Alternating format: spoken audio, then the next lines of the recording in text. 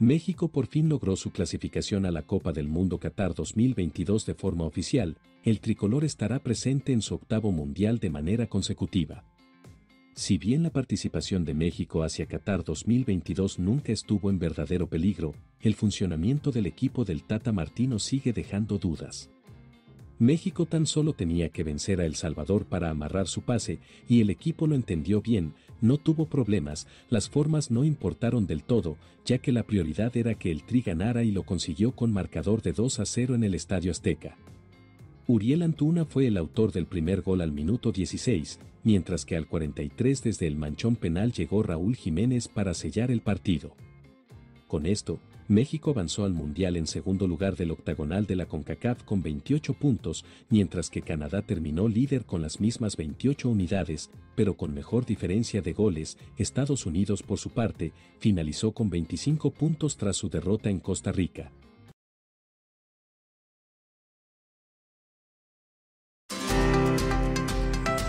Welcome! Welcome to Harvard Law School. Welcome to HLS. Welcome, 1Ls. Welcome, LLMs, and welcome, SJDs. Welcome to Harvard Law. Welcome to Harvard Law School. Welcome to Harvard Law School. Welcome to Harvard Law School. Welcome to HLS. Welcome to Harvard Law School. We're so excited to have you. Welcome to Harvard Law School. It's exciting that you're coming. We are so excited to have you here. Welcome, 1L. Welcome, LLMs. Welcome, LLMs and SJDs. We've been waiting for you, and we can't wait to see you. We can't wait to meet you. I can't wait to get to know you. We are so excited to have you here. We look forward to getting to know you. You belong here. We are excited to have you here. Welcome! Welcome to HLS. Welcome to Harvard Law School. Welcome to HLS. Welcome to HLS. Welcome to Harvard Law. Welcome to Harvard Law School. Welcome to HLS. Welcome to Harvard Law School. Welcome to HLS. Welcome to Harvard Law School. Can't wait to see you in class. Welcome to Harvard Law School. We're glad you're here.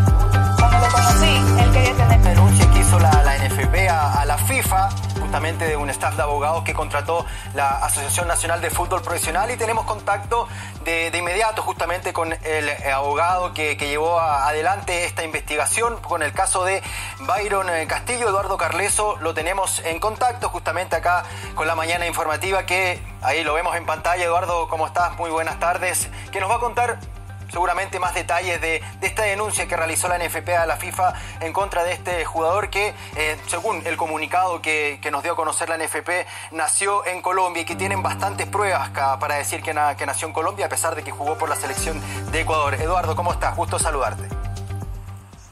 Buenas tardes, un gusto hablar con ustedes. Bueno, el día de ayer hemos enviado a FIFA una denuncia con 43 páginas, con alegaciones y con innúmeros documentos mostrando de manera clara que el certificado de partida ecuatoriano a que el jugador utiliza es falso, y por otro lado el certificado colombiano es verdadero. Por eso fue posible concluir que sí, este jugador es colombiano. Pero esta conclusión no es apenas nuestra, esta conclusión también ya llegaron otros organismos, otros órganos, y mismo la propia Federación Ecuatoriana de Fútbol. Quiero recordar que, y es importante tener en contexto, que este tema de falsificación... Bueno, ahí tenemos un problema con la conexión. Ahí sí te escuchamos, Eduardo. Bueno, entonces, como hablaba, ya existía desde 2015 una colaboración entre el Registro Nacional Civil de Ecuador y la Federación Ecuatoriana de Fútbol para apurar falsidades, inconsistências en los documentos de jugadores registrados en la federación. Varios jugadores fueron suspendidos, de varias etapas, varios procedimientos fueron hechos. Y específicamente a Byron Castillo, en 2018, una comisión investigativa de la Federación Ecuatoriana de Fútbol, analizando todos los antecedentes, todos los documentos, concluyó de manera peremptoria que el jugador era colombiano. Por lo tanto, no somos apenas nosotros que decimos eso, es la Federación Ecuatoriana, en un documento oficial que hemos enviado a FIFA, lo declara como colombiano. Eduardo, y no solamente que incurrió en defender la selección de Ecuador, sino con el tema de la edad también. Había inconsistencias en ese documento de su acta de nacimiento, justamente que fue en Colombia. Este mismo comunicado de la NFP y también un documento de la prensa de Estados Unidos, de New York Times, decían que la FIFA ya acogió esta denuncia, pero no se va a pronunciar hasta que haya algún tipo de definición en esta investigación, si es que se va a abrir alguna investigación. ¿Ustedes hasta cuándo tendrían plazo para que la FIFA se pronuncie sobre este tema? Bueno, ahora el proceso funcionará de la siguiente manera. Ayer, como informé, hemos enviado entonces esta denuncia a FIFA. Hoy por la mañana, FIFA ya confirmó oficialmente que recibió nuestra denuncia. A partir de ahora, lo que esperamos es que evidentemente haya un plazo de algunos días para que la entidad pueda analizar el mérito y enseguida la expectativa es de una apertura de un procedimiento disciplinario. A raíz de la apertura de ese procedimiento, tanto el jugador como la federación serían convocados para presentar sus alegaciones y enseguida podríamos ahí tener un fallo de la Comisión Disciplinaria de FIFA. Nosotros estamos en esa denuncia solicitando la realización de una audiencia, sea en Suiza, sea por teleconferencia, tanto para que las partes presenten sus argumentos, pero sobre todo para escuchar al jugador. El jugador hasta hoy no habló. ¿No? Tenemos un silencio completo. En las investigaciones que ocurrieron en Ecuador, él fue notificado varias veces para presentarse a audiencias y nunca compareció. Porque quiero recordar que sería muy fácil el jugador, por ejemplo, aclarar ese tema y decir, mira, este Byron colombiano, que coincidentemente tiene como padres también Olga y Harrison, los padres de Byron Castillo, es mi hermano. O eventualmente murió, no sé, que presentaron un certificado de función. No tenemos nada, absolutamente nada, silencio completo. Bueno, quien no debe, no teme. Entonces, por eso nos llama la atención que el silencio del jugador hasta hoy, ya que nunca se manifestó sobre quién es su familia, porque sería muy fácil de aclarar. Muestra los documentos y terminó el debate. Eduardo, voy a leer textual parte de lo que es el comunicado y también una declaración suya en The New York Times. Dice, el nivel tanto en cantidad como calidad de la información y evidencia que pudimos recopilar, nos ha sorprendido incluso a nosotros. ¿Qué tipo de evidencia usted nos puede contar hasta ahora de la tarde que han presentado en esta investigación? Es todo un histórico, ¿no? Nosotros comenzamos a narrar toda la carrera deportiva del jugador. O sea, desde 2012...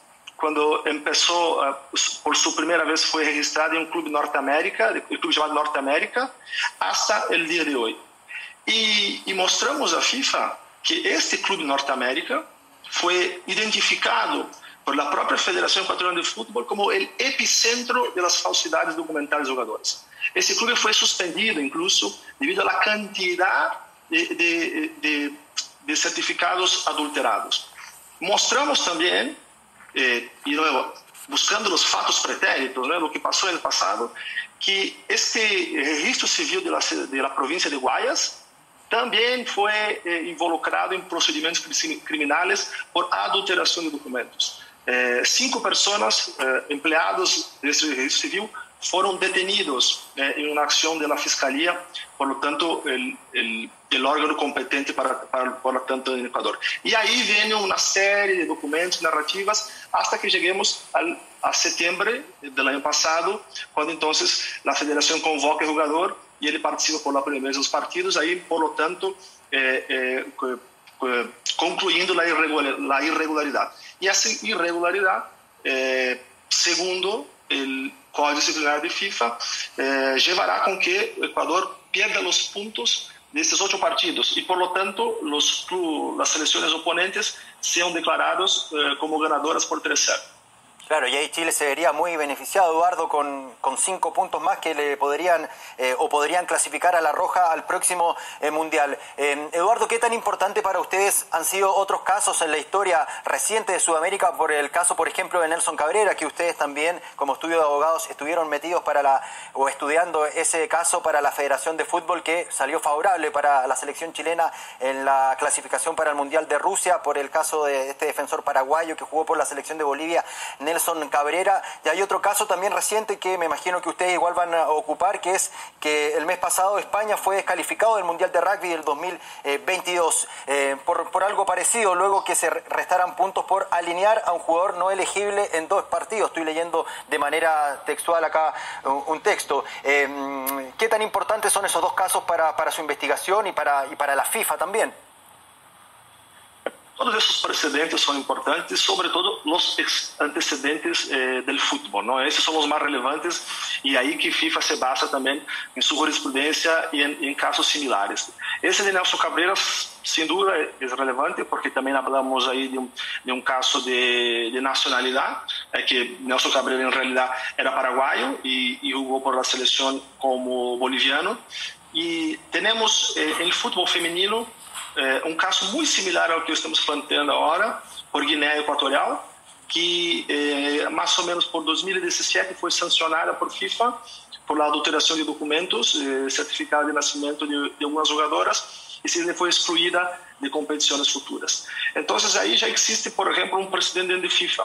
E las normativas, o código disciplinário, também lhe dá à FIFA a capacidade de imponer uma medida muito dura, tanto ao jogador como a la Federación Ecuatoriana de Fútbol. Eduardo, estaba leyendo también esta entrevista o este extracto periodístico de New York Times que dice, y también saca a relucir unas declaraciones del vicepresidente de la Federación Ecuatoriana, el señor Mansur, que dice que creo que es cuestión de ir a lo seguro y de evitar problemas. Creo que es un buen jugador. Si fuera por mí, no lo dejaría jugar en la selección. ¿Ustedes también se apoyan en esas declaraciones de hace un par de años atrás para llevar esta investigación a la FIFA o esta acusación a la FIFA? Sin duda, porque hablamos de una declaración que fue hecha ahora, un año atrás, fue en marzo de 2019, donde este vicepresidente, por lo tanto miembro del gobierno de la Federación Ecuatoriana de Fútbol, habla de una manera muy clara. Nosotros adjuntamos incluso el video de esa entrevista, en que declara que estaba claro que había riesgos y que por él no de ninguna manera convocaría al jugador. Es decir, todo eso lleva a una conclusión que yo diría brutal, que la Federación tuvo total conocimiento de todo eso. No hay ninguna negligencia acá, ningún descuido. Sabía de los riesgos, sabía que el jugador era colombiano, pero mesmo así lo quiso convocar porque probablemente, como sabemos, él deportivamente estaba jugando un fútbol de altísimo nivel y no se lo podría perder. Pero necesitamos de juego limpio, ¿no? No hay más espacio en el fútbol y tampoco en ese nivel, ¿no? Y un nivel del mundial para que se utilicen esas trampas como están haciendo. Eduardo, ya para ir finalizando esta entrevista, una pregunta que tal vez se hacen cientos de personas acá en Chile. Ustedes, en base a su experiencia en casos de FIFA, ¿qué posibilidades reales tiene la selección chilena de ir a Qatar? Yo sé que esto tiene que pasar por una investigación, pero según su experiencia, ¿qué posibilidades grandes tiene Chile de ir al Mundial? Yo soy siempre cauteloso y no quiero crear falsas expectativas.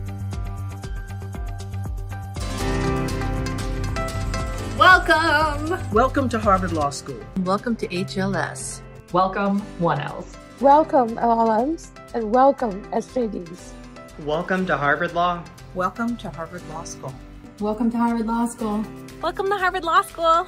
Welcome to HLS. Welcome to Harvard Law School. We're so excited to have you. Welcome to Harvard Law School. It's exciting that you're coming. We are so excited to have you here. Welcome, 1L. Welcome, LLMs. Welcome, LLMs and SJDs. We've been waiting for you, and we can't wait to see you. We can't wait to meet you. I can't wait to get to know you. We are so excited to have you here. We look forward to getting to know you. You belong here. We are excited to have you here. Welcome! Welcome to HLS. Welcome to Harvard Law School. Welcome to HLS. Welcome to HLS. Welcome to Harvard Law. Welcome to Harvard Law School. Welcome to HLS. Welcome to Harvard Law School. Welcome to HLS. Welcome to Harvard Law School. Can't wait to see you in class. Welcome to Harvard Law School. We're glad you're here.